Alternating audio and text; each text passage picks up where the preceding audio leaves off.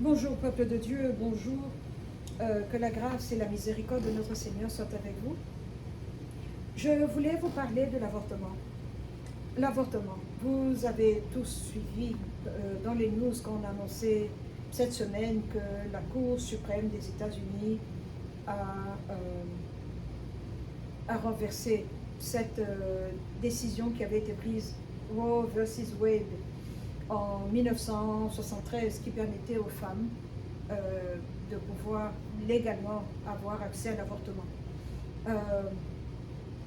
Moi, j'ai célébré cette décision,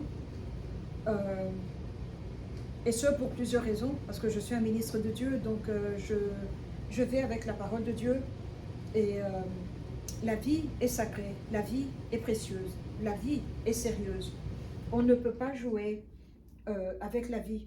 Et alors, quand on regarde comment la situation qui se passe, personnellement, je n'ai pas de problème quand je regarde mes sœurs, par sœur, je veux dire le genre féminin, toutes ces femmes qui ont des activités sexuelles avec une ou plusieurs personnes, ce que vous faites dans votre chambre ne me regarde pas, vous répondrez devant Dieu.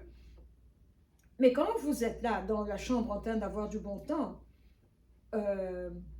pensez aux conséquences, parce qu'à chaque action, il y a une réaction.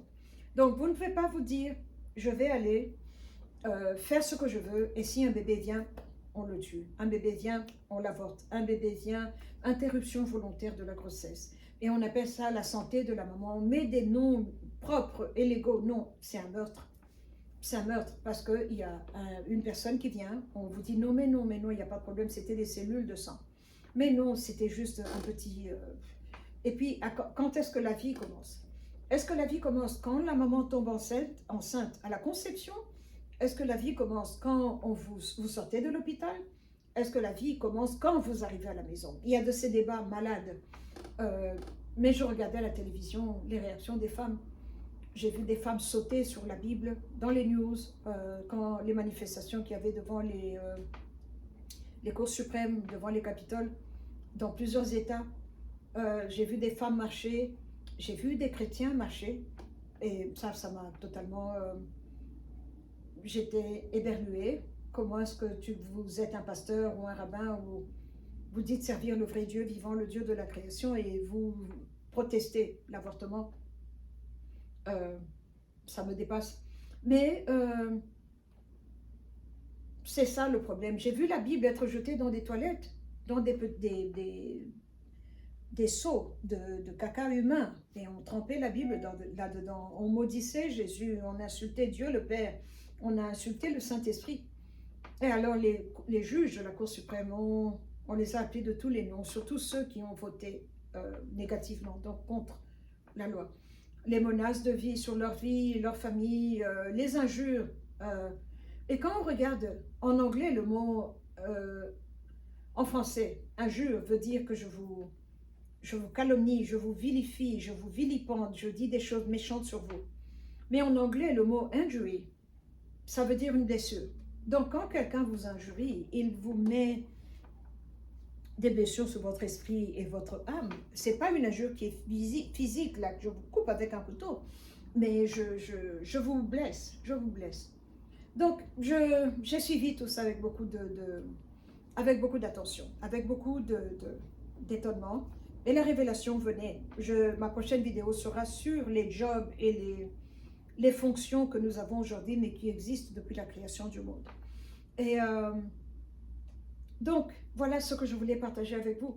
La vie est sacrée, parce que quand je me regarde moi, ma lignée sanguine, je suis la 6e enfant. Il y a eu un moment où je me demandais si j'étais normale, parce que je suis comme la maman, j'appelle les gens, tu es malade, est-ce que tu as pris tes médicaments, qu'est-ce que tu as mangé pour le lunch, les recommandations pour le régime alimentaire et ceci, cela. Et à un moment, je me disais peut-être que j'en fais trop, je dois leur laisser un peu d'espace. Est-ce que je suis normale? Et le Saint-Esprit m'a dit, oui, tu es normale. Tu es la 6e enfant, 6 c'est le chiffre de l'homme. Je me suis dit, oh, ok, ça je comprends. Ce cœur d'intercéder, ce cœur maternel, je n'arrive pas à arrêter. Et, mais bon, ils me connaissent, ils savent que même s'ils se plaignent, je ne vais pas arrêter. Donc, on se connaît, on est tous têtus dans la famille, donc on va s'accrocher. Mais cela étant dit, Quand vous allez dans un hôtel, vous faites ce que vous faites et vous avez du bon temps et que vous êtes en âge de mettre au monde, donc la finalité pourrait être une grossesse.